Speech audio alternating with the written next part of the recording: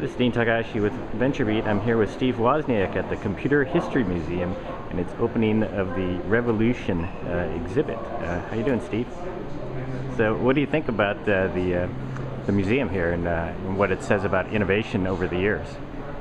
Going back and studying incredible history. Why did people build these sort of things? If you were studying ships and you went and looked at early ships onto later ones, or you were studying automobiles and went to a museum that showed the earliest ones, and you could look down and try to compare them to today.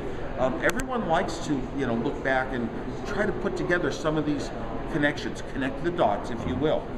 And so all the exhibits in this new Revolution Center kind of take you through various aspects of computing that were happening at different points in time, or even overlapping points in time, like input-output was happening during the time frame of all these other things like timeshare computers and today mainframe computers and personal computers and the Homebrew. This exhibit here is the Homebrew Computer Club.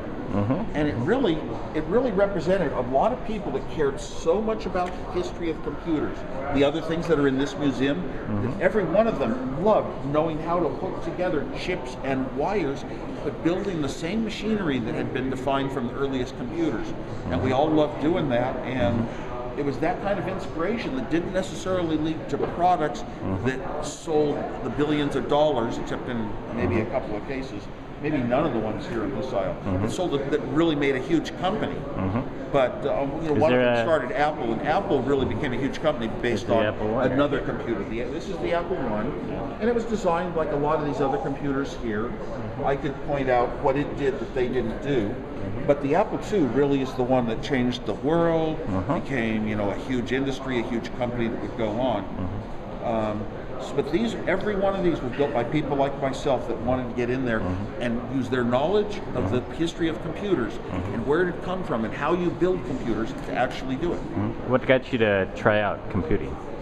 To try it what? Yeah, what got you to try out computing? Like, how did you get into it? Well, when I was very young, I got into computing. When I was in elementary school, I did projects like hundreds of transistors playing tic-tac-toe. I built machines that could add and subtract binary numbers. And so I was into computers my whole life. I could never afford the parts to build one. I could never get the chip companies of Silicon Valley to give me the chips to build computers that I had designed, and I could design all of the mini computers of the late 60s and early 70s. Got to where I could design them all in just a couple days. I got that good at designing computers, but I could never afford anything to build one. And so I had this goal in my life to have my own computer someday that wasn't a bunch of buttons and switches and lights and ones and zeros. It was something you could type in a real computer program and play a game, or type in a program and solve a chess problem, or type in a program and solve a work problem at Hewlett-Packard, where I worked as an engineer. And I wanted that computer. And the formula from that one wasn't obvious when I was designing computers in my early years, but all of a sudden chips had come down in price to where the microprocessor and the dynamic memory chips made it affordable in the middle of 1975. That was really a crossover point.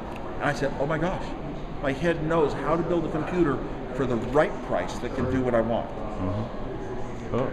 So what's your advice for people who want to innovate today? If you want to innovate, generally have a goal. Don't necessarily know the direction to get there. If you know the direction in advance, it's probably not a good enough goal. But have a goal, something you want to do, and start thinking out what are the steps people would take.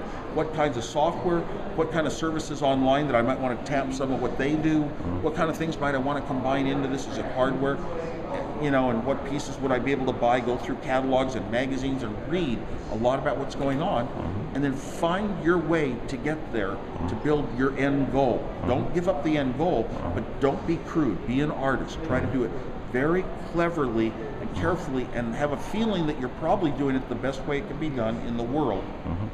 Although a lot of things nowadays are on one chip, and maybe you want to be an experimenter, do it yourself, and build it the old way with a lot of parts. But and enjoy what you're doing. The end goal you got to get to. You have to know how to figure it out. And if you haven't read, and it's better if you haven't read the book on how to get there. If you can write the book yourself, have that ability, just believe in yourself. You don't have to be super smart. You have to understand a little bit of some programming languages or some chips and electronics and how to solder. You might have to have some basic background, but you got the smarts to start putting things together and achieving a final product that works, even though you don't finish it in one day. How do you inspire kids today to get excited about computers or math or, Inspiring kids these days is more like, well, you serve as examples, and you can point out examples in life, pointing out interesting things. The sort of kid that's going to innovate. And I'm not going to say that everybody's born to be a natural innovator. Some people are very good in society with other roles. But the innovator is curious about things, gets attracted to weird ideas that you wouldn't normally have thought of. So I say in school you can have classes or after school voluntarily, or just in newspapers or magazines or online. Little interesting, look at these patterns, at these numbers. When you multiply these two, 1, 2, 3, 4, 5, 6, 7, 8 times 8, 7, 6, 5, 4, 3, 2, 1, look what you get for an answer, and it's string. Wow, and here's a bunch of other examples. Start attracting the interest. It's less important that you teach methods to do things. It's more important that you make it interesting, fun, and attract the attention of that innovator to capture those kind of minds. And if they want to start working on, be enamored with patterns, that's probably going to lead them into clever patterns that make their designs and their software much more efficient in later years. Great. For one thing. Thank you very much. That's Steve Wozniak from the Computer History Museum. Thank you.